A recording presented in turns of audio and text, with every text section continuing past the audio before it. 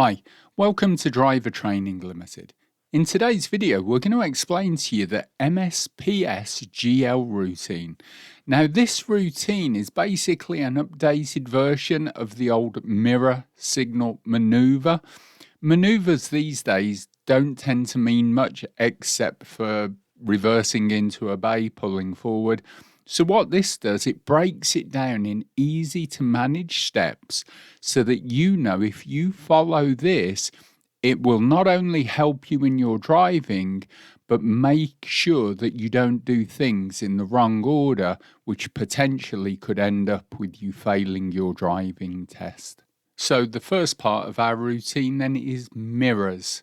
Now, whenever we're going to turn a corner at a junction, turn left, turn right, roundabouts, before moving round parked vehicles, we want to check centre and left or centre and right.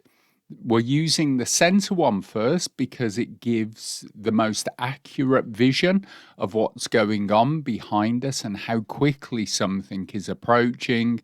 Then we need to use either the left mirror if we're turning left, right mirror if we're turning right or going around parked vehicles to make sure that nothing's there, because these days, with the rise of e-bikes, e-scooters, you can have vehicles either on the left side of you or the right side coming down at 40, 50 miles an hour, and you won't even know that they're there. So it's really important that we check our mirrors before we do anything.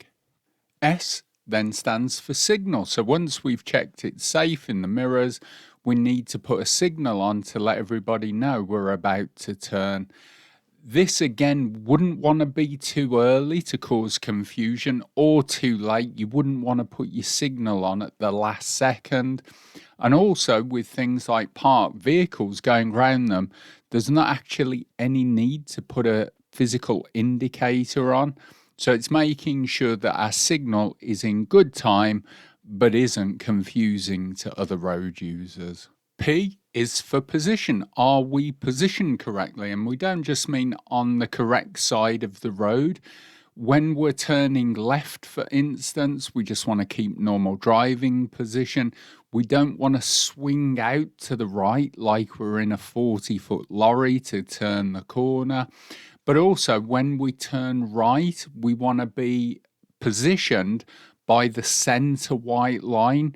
We don't want to be in the middle of the lane blocking traffic, because the idea is vehicles should be able to go around us.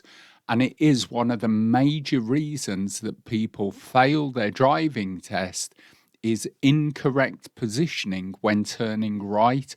They're too far to the left. So it's mirrors, signal, position. So the next S is for speed.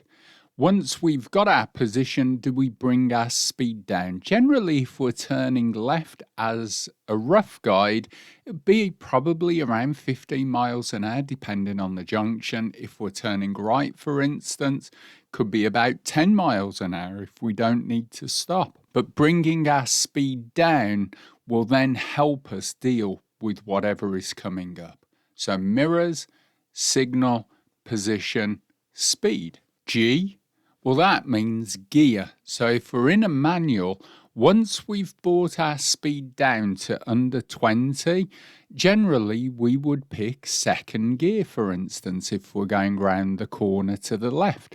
And then once we're in second gear, bring the clutch up to give us that engine braking.